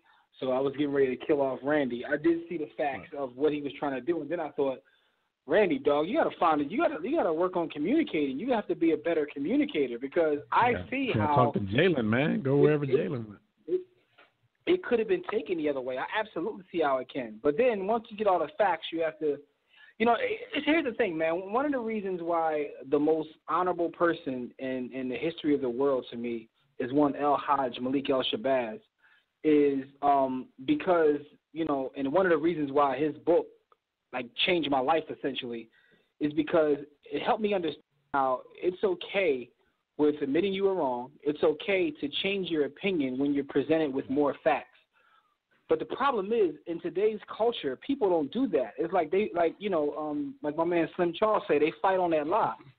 They say something, and then when they get more information, instead of saying, hey, now I have more information, this is how I feel, they double down. You know what I mean? So, and listen, if you really feel a certain way, it's okay with doubling down. But when you're presenting facts that prove that, listen, this isn't what he said, I don't know how you double down to that. I just don't get it. And it's not even what he feels, and you give him a history of his support for the dude. Come on, dude. It's now we're at a point where we want these dudes to be Ray Lewis's. But my thing is, we have enough that we don't have to create more. There's so many of them out there. Why are we trying to create more? There's a ton of them out there. The train is running out of seats at this point. They adding cars to the train. Yeah, y'all trying to create stuff, but we don't even need to. We have enough enemies. Let's not keep creating more. So that's my perspective with that. I'm not going to lie. Initially, I did get emotional because I was a huge fan of him as a player and just an entertainer overall. I thought Randy was amazing. No doubt. That's what I'm saying. I don't knock anybody for that because they're coming out of the woodwork. So you're thinking, oh, man, we got us another one. But then when you see the mistake, and I got to put a lot of this on some of the outlets that reported it, especially Vlad TV. If y'all looked at, if you read the article that they had accompanying the video, their headline said, Randy Moss speaks on Colin Kaepernick. And in the article, they said when the topic of Colin Kaepernick came up on NFL, they weren't talking. That segment of that show had absolutely nothing to do with Colin Kaepernick. They were talking about hurricane relief. So some people, you know, they go out there and, you know, the clickbait. Listen, Vlad is known for that. Value, and they I was going to say, completely. Dev, I don't know if you know Vlad's history, but that's why a lot of like people don't mess with him. Oh, yeah. Because Yeah. he is notorious for clickbait, and he's built $1 million business doing it. Doesn't make it right. Yeah. But the fact of the matter is, sensationalism is real, and clickbait is real. Interview somebody for an hour, take something they said for 2.5 seconds, and put it as the headline, and the interview has absolutely nothing to do with that. And that's what I'm trying to explain to the people I'm arguing with this morning. Like, first you got to know your source. You know what I'm saying? You got to check the source. I do not like Vlad for that, but in some ways it's like, he's so good at it. Like, how do you even muster up these headlines? Like, he's the best at something that's evil. That means he's paying attention to what you're saying, because he had to pick or he hired the worst thing you said in 2 hours. Writer over there looking for him and stuff. He got a mean writer that he's hired to write like headlines, like, because he's the best at something that's really is. In his defense, he does have Russian to be exact, but he's not black. But the people that I'm arguing with wants the black dude to be the one that's in the wrong, but they're not, checking the source on the, that was just foul. How they reported. He does do some very good interviews, and he gives a platform to certain people that I feel need to be heard. But them headlines is repugnant. But then he shat on him in the headline. Yeah, he's repugnant. All right, so here's my thing. Well, Randy, you definitely need to work on communicating. Whoever helped Shannon Sharpe get to the point now where he's a legend, go to that school and work on your skills, because you definitely did a terrible job of communicating, because I definitely see how that could have been taken out of context. But at the same time, for those of you who got all the information and still try to crucify that young man, shame on you, man. Listen, man, El Hajj wouldn't do that. You get more information and you process it, and you say, listen, I was wrong. But the thing is, you're not really wrong if you have more. I didn't have this information. Now that I have this information, here's how I feel. Nothing wrong with that. Yeah.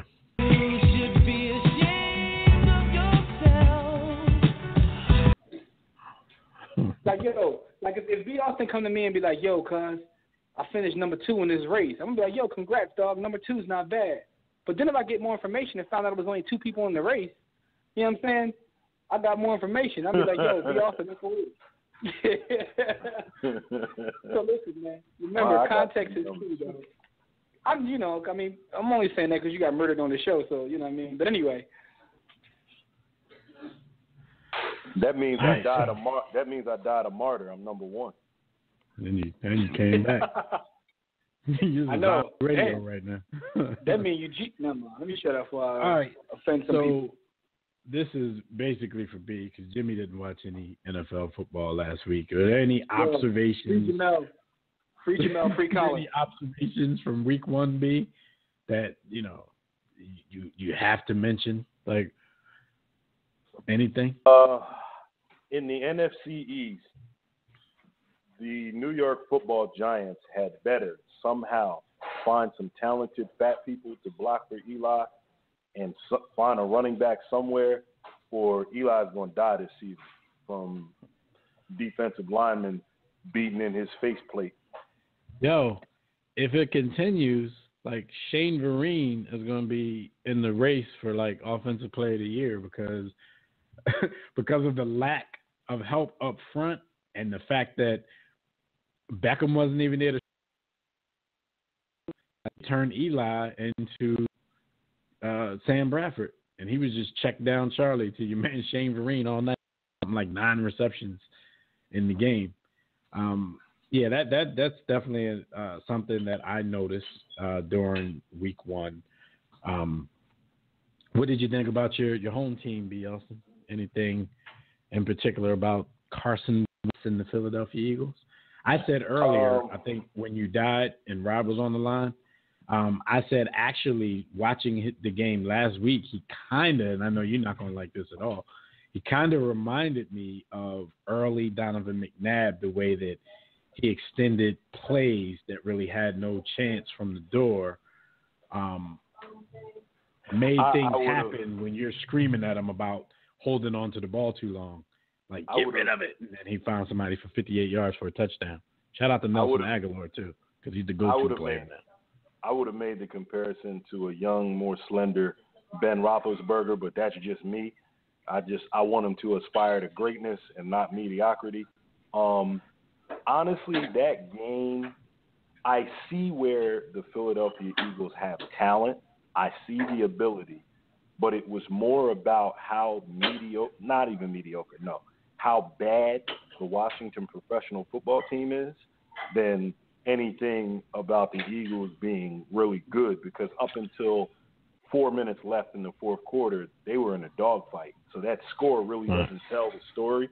It really was a dogfight that it shouldn't have been, because Washington gave them every opportunity to run away with the game, and they just wouldn't do it. So yeah, you're definitely right. Like, the score wasn't commensurate with how the game actually went, because the score should have been much worse if the Eagles were a good team or a better team than people might think they are after 1 week. Nah, but I understand. But, he still reminded me a little bit of your boy, Five. The Kansas City Chiefs are for real on offense, and Justin Houston is back. That's another observation. Well, I talked about, the rookie. That was my pick for rookie of the year, that running back. And he showed out. He tried to embarrass me for his first carry. He fumbled.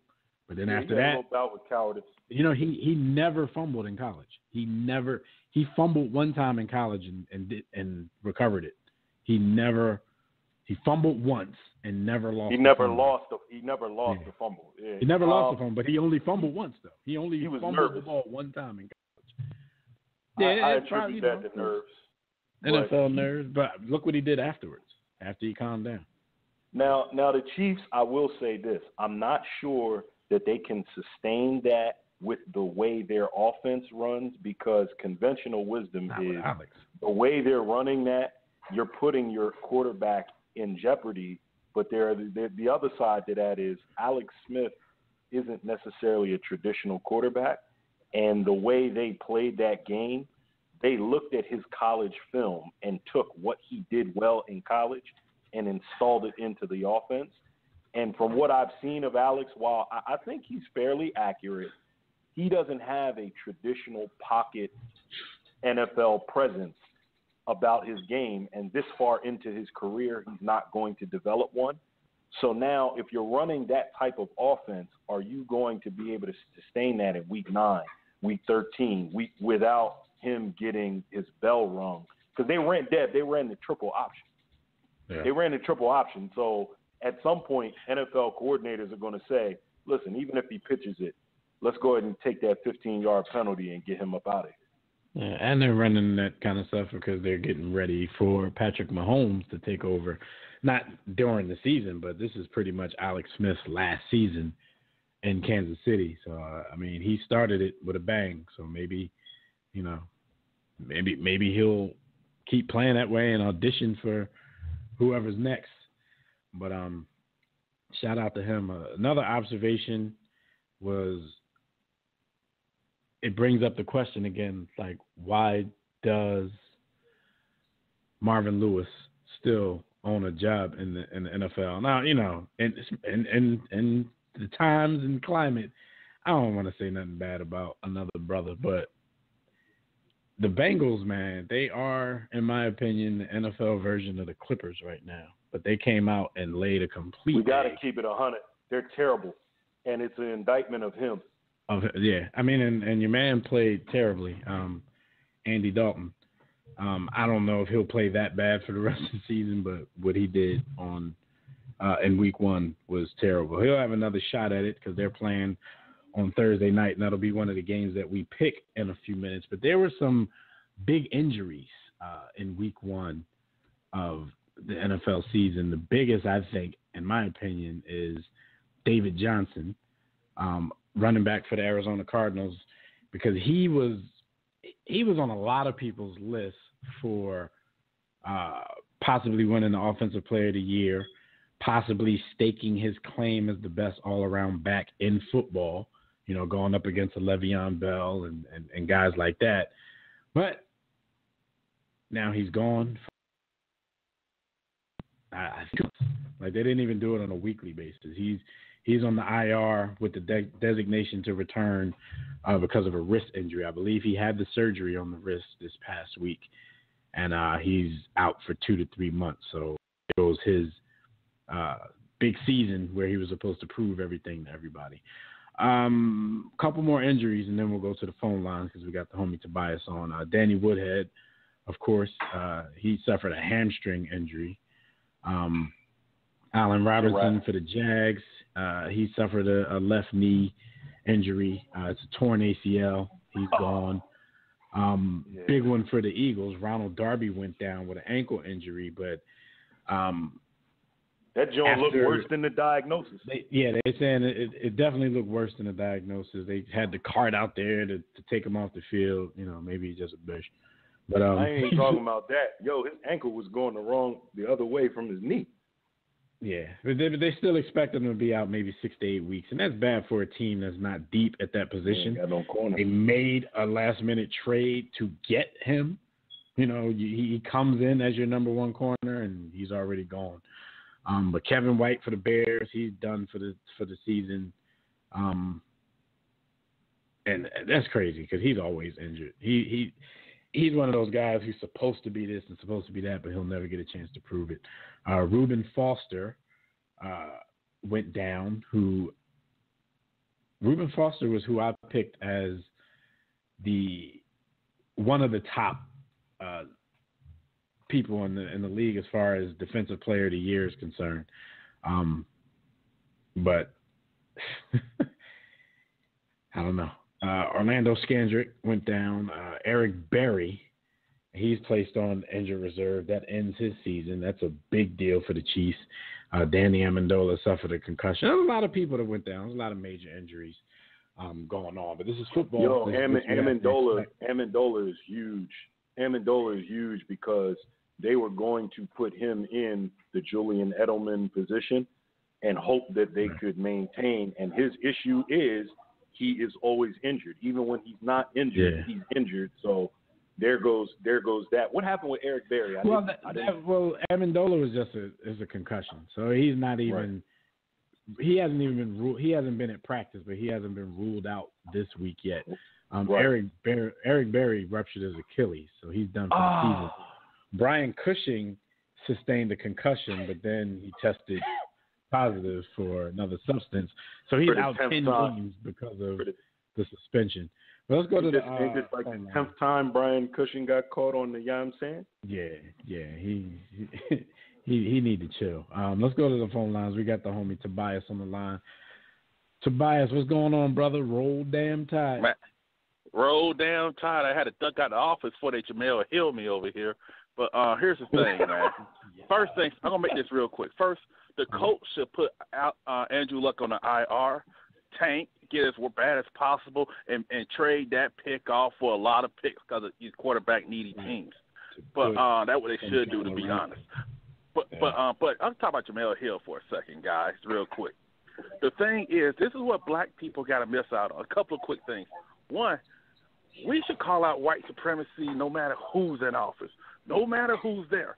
Trump, Obama, Bush, anybody. We should be calling this stuff out all the time.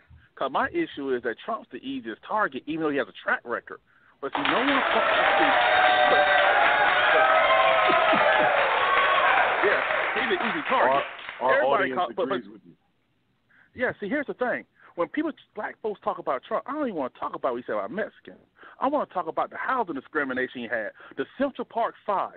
Two things right there that he never took back, and he admitted to, and he knew what was up.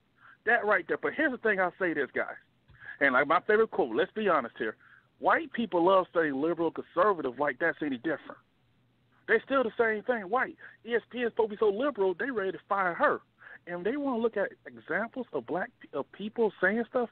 Stephen A. Smith got suspended 2 weeks for talking about domestic violence. Remember that? They were ready. Yeah. Trust me, they was going to let him go. So my thing is, it ain't liberal conservative. It is white because they all benefit from white supremacy. They may not be a racist, but they benefit from that system. Where the fact that look how hard a Jemele Hill had to work to get a job, and then look how easy Britt McHenry could get a job. If she got fired today, she could get a job tomorrow. Look at where Jemele Hill gonna go if she got fired today. War Room Sports. That's about it. Hey, that's a big jump for her, man. Come on now. but she's independent. But see, the thing is, if I knew Jemele Hill personally, I'll be telling her, Michael Smith, hey, y'all got an audience here. Y'all might want to stack this paper up with y'all got right now and go ahead and try to get your own stuff. Be independent. So you can say whatever you want to say, and all you white folks just be mad at you. Because they're going to let her go one day. They look for any reason. So this is the time right now to use that money to stack that paper and get their own stuff. That's it. That's exactly what I told somebody yesterday, Tobias. I'm like, they can't really let her go in this instance because it would look insensitive for them to get rid of her where she was basically talking about, like, she wasn't just coming at dude, but it was, she was talking about race. So they don't want to get rid of her because then the people are going to be on their heads like, man, black people complain about racism and you let them go. But you best believe that, you know, these are going to be some marks on her record. So when she does anything else that doesn't have anything to do with race or complaining about racism, you know, they might use that as an excuse. So I hope that's not the case, but that's just what I feel. But we're about to get out of here, man. Thanks for slipping that call in last minute. Hey, and I'll say this real quick. Hey, I'm glad Fred and his family is safe and sound out there in Florida, man. Hey, I know I got family out there in that area, even in Atlanta. My sister's out there, and part of that town has no power and stuff. So hey, everybody, glad y'all safe out there. All right, no doubt, man. All right, we'll wrap to you next week, Tobias. All right, roll damn tide. Absolutely, man. It's time for us to get up out of here, man. So no doubt. We ain't gonna pick no games this week. We'll do it some other time. Yeah, I'd like to welcome B. Austin back with us though, because you know what I mean. I was worried for a second, but he's back with us. The you know what I'm saying? AT Aliens didn't get him. He ain't with Young Jock and them. So anyway, thank you, brothers and sisters, for joining us for another briefing in the War Room. Shout out to everybody in the chat room, Facebook, Twitter, our GroupMe app. Everybody who called to get through us that we got to, thank you. Those we couldn't get to, we definitely apologize. Special thanks to Fred Perdue and Gus Griffin for joining us for their respective segments as well. Tune in next week live right here on demand on the WRS Podcast Network. We're going to, they are going to recap week 2 of the NFL. We'll talk about week 3. It's almost basketball season, so I'll be in my zone anyway. And of course, we'll catch up to you on everything going in the world of sport. So until then, enjoy your weekend, enjoy your week, and we'll see you right back here next time. Catch everything we do, our social media, all of the content we create, everything you can find at the hub, which is warroomsports.com. Pick up my book, Sports the Book, at sportsthebook.com or at the hub, warroomsports.com. So until next time, everybody, do not accept mediocrity. Be steadfast in the war against ignorance. We'll see you jump on top.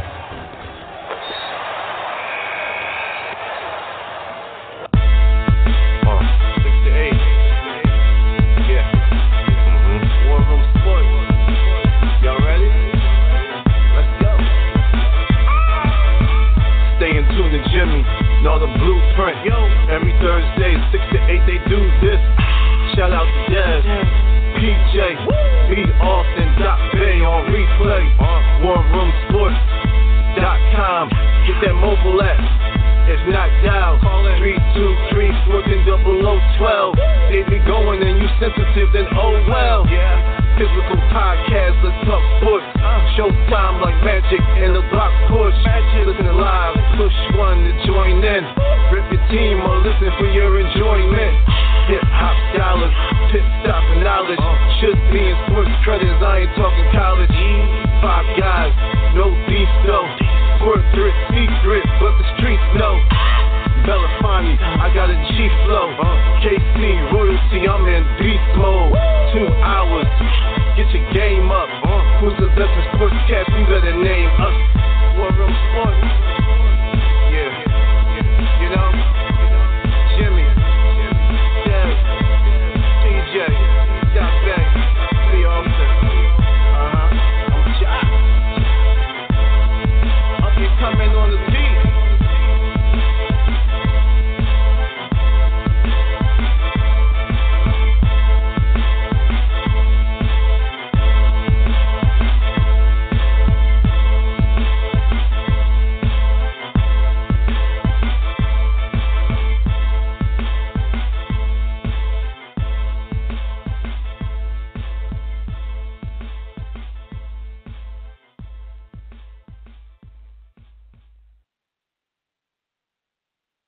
War Room Sports, www.warroomsports.com. What? Ain't no more to it. At the Home Depot, we're pouring more into